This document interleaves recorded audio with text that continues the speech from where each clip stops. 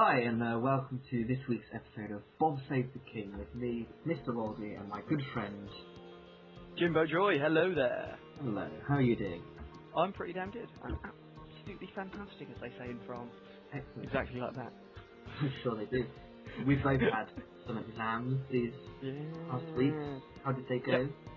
Yep. Mine went very well. It's all party times in the Jimbo Joy world, and I believe you had some similar success, Waldy? I had some exam success, I feel.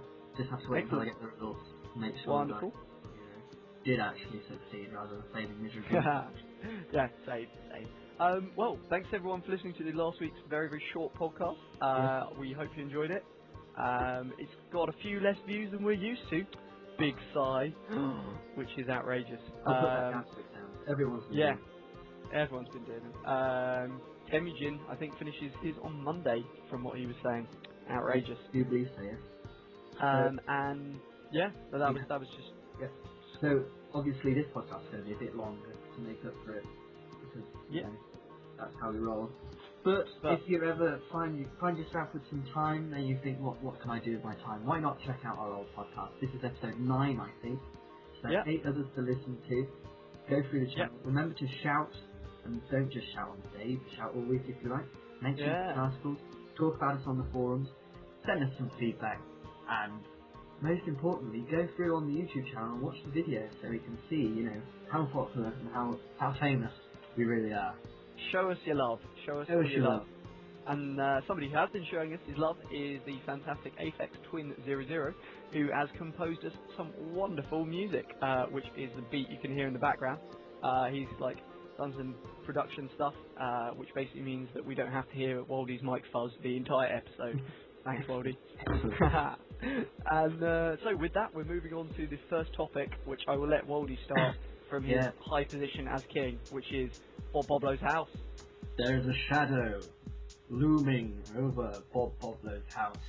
Ooh. The cliquey old fags and the chirpy, naive young fags have been... New fags. Yes, that's the word. The new fags have basically been coming to blows these past few weeks. Oh God. It's culminated in my good friend and heir to the throne as it happens, the Digby Chicken Caesar, who has become the figurehead of old faggotry and has just been abused by new fags who don't like criticism of their spamming techniques, I think. Yeah. So that's one position, that Digby is upholding the old values, and I would definitely agree with that. It's so hard for new posters. Oh, they're cool kids, but it's going to take a while for them to get up to the standard BBH, which of course I will never reach. But I think the way that the problem here is that Digby has been a complete arse about the way he's gone about it. It's just been very nasty. However, you can put your penny in. I think what it is it's positive, it's constructive criticism. We want people to stand well and efficiently in a witty, humorous style, not just mindlessly posting any old crap that's anyway. Well, yeah, but no, I would agree that perhaps Digby's delivery could do with some tact, maybe you just need to move him around the edges. He's fallen out of favour with Bob, which not out of favour. That's a terribly stupid thing to say. But basically, Bob and him seem to have a lover's spat. That's what I was thinking. Yeah. But the thread in question is called Bob is Unbanned, and there was a point midway through where I was mailing back and forth with Bob, and it was just how far can we troll Digby? If you go through the thread in BBH, he's sort of done wall of texts, posts just lecturing people. I think the best post in that entire thread was by Invalidation, who's just put a random picture. It was just absolutely brilliant. It diffused the tension majorly. But I think Digby's best rage post is how fucking dare you name Alice, Bob, and all those other guys as the good guys. So that was just hilarious. It was great. I think Digby does have a point. He does, but and if you think about it, the forum was deleted temporarily once Roman Soldier did his. Oh God! Don't even go there. Don't even go there. There is sort of a. But what we're trying to avoid, I think, is that mindless spam that will make us become animals. Down that road of terribleness. But anyway, it's time to move on, and this is going to be the first official live Bob Boblo index. I'm going to take it away from the bottom up, and I'm just going to do top 10 this week, just to keep it nice and quick. But at number 10, I'm going to put in a Cyborg. Cyborg, no one knows how to say your name, but I'm going to put you in at number 10 with a 4.1. It's a low score, but everyone's going to score low this week for the hurt, the pain, and the worry. You're terrible person. Yeah, that's it. Waldy, who do you think's number 9? Go on. Well, hit me up. I wouldn't expect myself to be in the top 8, so therefore I expect I am number 9. Waldy, you're clairvoyant. You are number 9 with a rating of 5.1. There you go. I'm psychic. Yeah. However, with a rating of 5.11, is the old Frerkle-Pop. That's in 8th place. I've left myself out because that would just be outrageous. I'm stupid. I have seen him post once, and I think that definitely deserves 7th place with 5.21. I'm going for the second decimal here, going crazy. Then in 6th place we have got Mr. Horace P. Fossil. He's peaking. And I'm going to make up a random number. He's going to be, I would say 2 pi. I'm going to say 2 pi minus 0.8. There you go. That's what he is. Yep. In 3rd, 4th, and 5th place in that order are the Deacon, of course. Can I put Bob in? That's the question. I've just thought I might take out who I was going to put Bob in. I don't think that'd be terrible for the person who you were going to put. Well, anyway, Alice, Deacon, and Arthur, 3, 4, 5. Number 2, Lily Jane Summers. There you go, straight in. No mucking around. Controversial. Yeah, with a 6.7, Lily J. Whatever your name is, just go for it. And then number 1, boom, Sir Digby Chicken Caesar. Controversial, but everyone's hating, so I'm going to give you a 7. So there you go. And you've heard me talking for far too much this podcast so far. You certainly made people rage. Yeah, Waldy. I think you need to talk now for a little bit. Well, what are your don't you think that with BBH, sometimes, especially speaking as a moderator, you really want to just censor them and block them out? Yeah. Much like actor. Whoa. Oh, that I did not even see that coming. I was actually going to talk about BBH, but keep going. We'll go back to BBH later. Counterfeiting trade agreement. Yeah. Scary stuff. Basically, it's been described to me, and I haven't read the bill because well, obviously, why the hell would I read the bill? But it's been described as the European equivalent to SOPA, this American cracking down on piracy and file sharing thing that's had mega upload shut down. This is meant to be this European version, which actually I'm not sure why it's been called a European version, because apparently, according to the Wikipedia page, it was written in New Zealand. The Americans have signed up to it. I believe our own Prime Minister is currently considering it, and the Irish Parliament, whatever it's called, have apparently been voting on it already. And what it actually involves, I don't know. Jimbo, George, you know what this will mean for us? Well, essentially they've misdefined counterfeiting for a start. Counterfeiting is where you reproduce something, but you produce an imperfect copy of the original. And they have misnomered sort of copying of intellectual property. So, well, if somebody copied this podcast, I don't know why they would, but if they wanted to sell our podcast or make a copy of it that hadn't told us about it, and they passed it on to other people and were distributing it without our permission, that would be infringement of intellectual property. And so they define counterfeit, unfortunately, as a imperfect copy, or rather they should do it.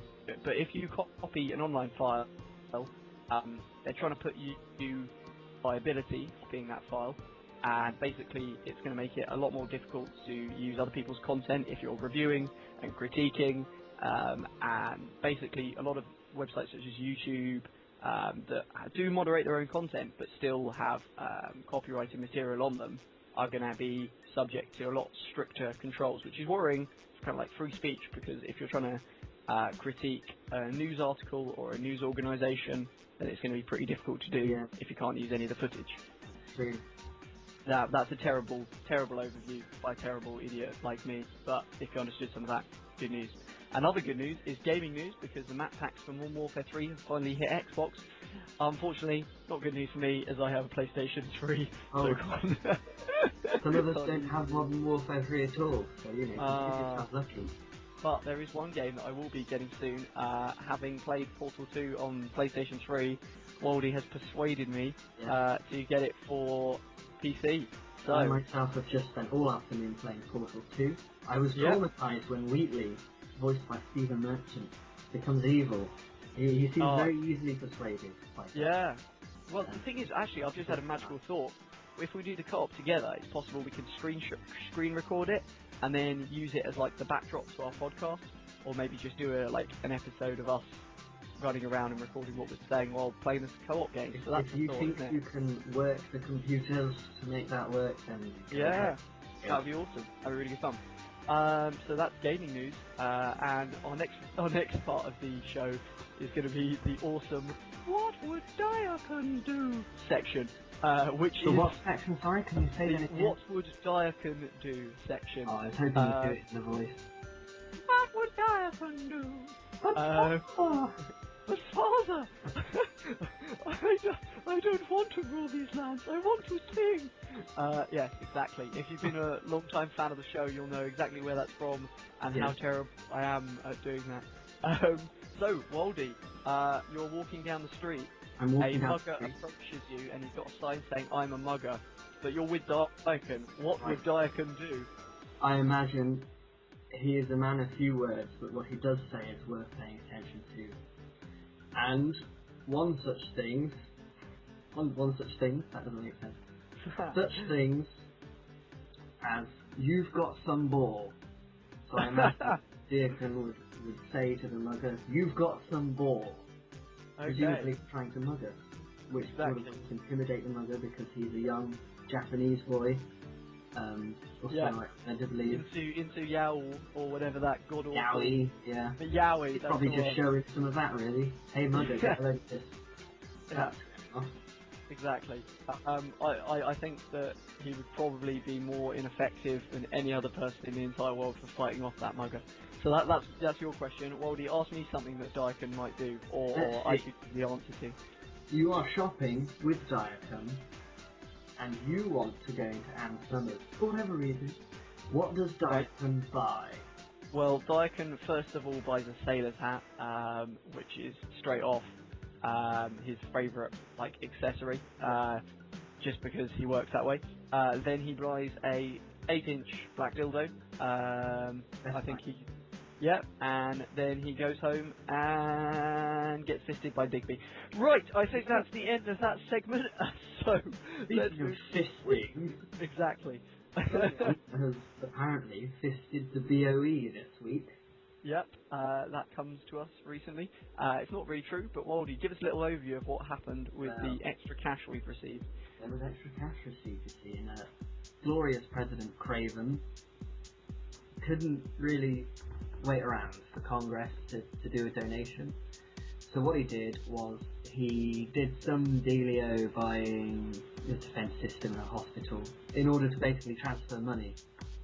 Yeah, it was a really good idea. Legit move. Quick thinking. Yeah. So that wasn't bad. People noobs were like, "He's stealing our money! He's stealing our money!" But he wasn't. He wasn't. He's a good chap. Yeah. I know he wouldn't steal anything anyway, so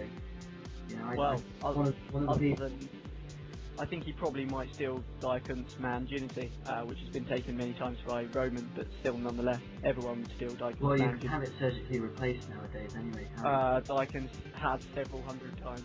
Yeah. I believe. Well, this is a dramatic point of the podcast.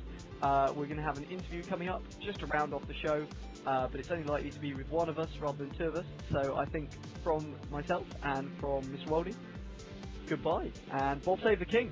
Cheerio indeed, and also Bob save the king. Hello, we're here with Frerk, who is the Hello. long-time e-Republic player of great repute. Coughed several times. It's great to have you on the show, and how are you this very fine day? Decent. You? Yeah, wonderful, thank you. As we both fuzz on our mics at the same time.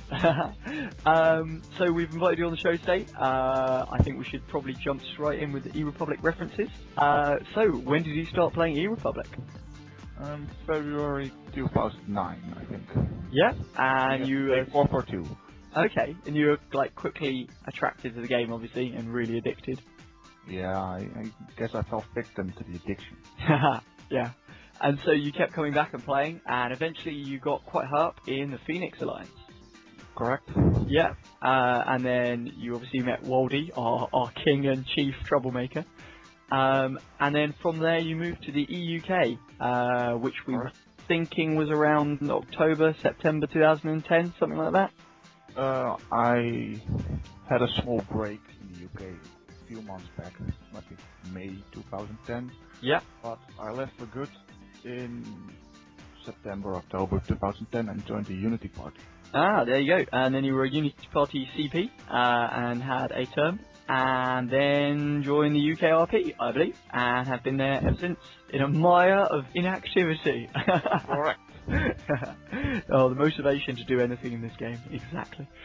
Okay, well, so that's a brief potted history of what Frerk's been up to, but referring earlier to what went on in the show, we're going to hear some views by Frerk on his position on ACTA, because he's a vocal proponent of the fight against ACTA, and I think he's got a little thing he's going to tell you about. A bit. Well, first of all, I think that ACTA, just like its big brothers SOPA and FIFA, goes way too far to defend the entertainment industry, criminalizing trivial breaches of copyrighted innocent activities, applying disproportionate and draconian measures without due process, ignoring the fundamental human right that demands people are given the opportunity and right to defend themselves in a fair trial. It allows intrusive searches of laptops and mobile phones at and beyond national borders.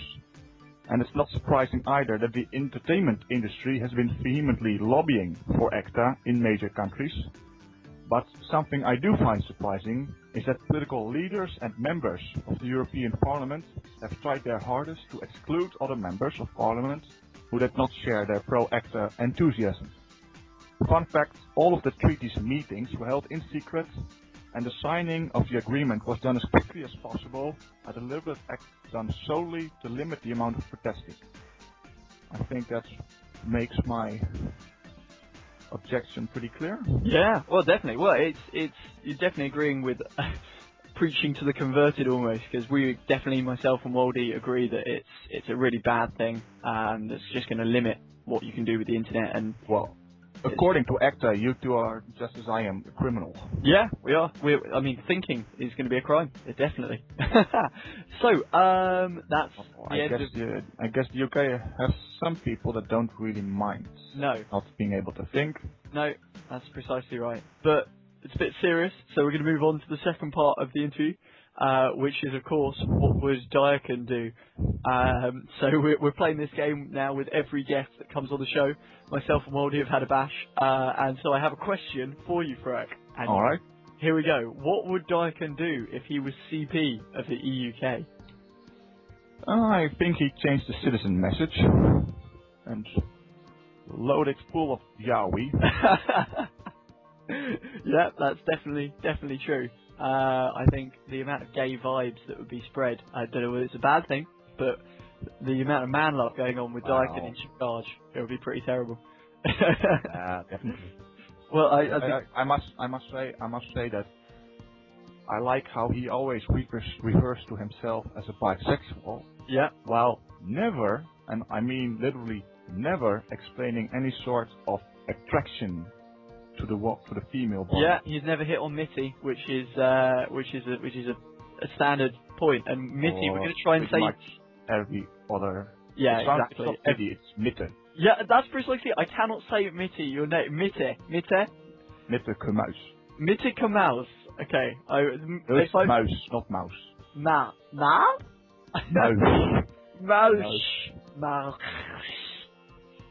Okay, right, we can do it syllable by syllable. Meaty? Is that right? Mitte. Mitte? Mitte. Mitte? Yes. Okay, next bit. As in underground. Mitte. Mitte? Yes. Ke. Ke? Muis. Mouse. Mitte? Muis. And let me think of... Alsh. Like marshmallow. Marsh. No. No. I don't think... Bouse. This language Like a used- mouse. Muis. Like a bouse. Mitty key bouse. Right. Well, This is a disaster. it's an improvement. I think we're just going to end up calling her Mitty, which isn't even the right pronunciation. But anyway, I think we should try more foreign pronunciations because I'm clearly so terrible at pronouncing these wonderful names. Can you do French? Pardon? Can you do French? I can do a little bit of French. People will hate me for speaking it, but I used to be quite good. I had a French girlfriend at one point, which was a terrible, terrible idea.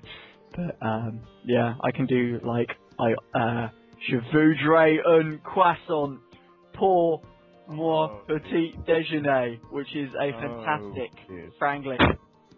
No, I used to actually be quite good, but I won't embarrass myself by like talking about stuff. I do know how to ask for a brothel, which is always important if you're in the middle of rural France and nowhere near any city.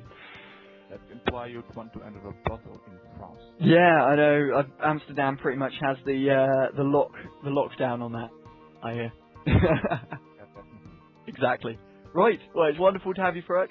Definitely be inviting you back for season 2 when we redo all the interviews again. Yeah. Well, we're gonna go round again once we've sort of reached the limit of interesting people. So it'll be great to have you back on. Oh, hello. You still there? Yeah. Oh, excellent. I thought you'd run off in a rage of I don't want to do this crap anymore. Oh, no. Okay. Well, it was fantastic to have you, and I guess from me, Bob saved the king. Woohoo!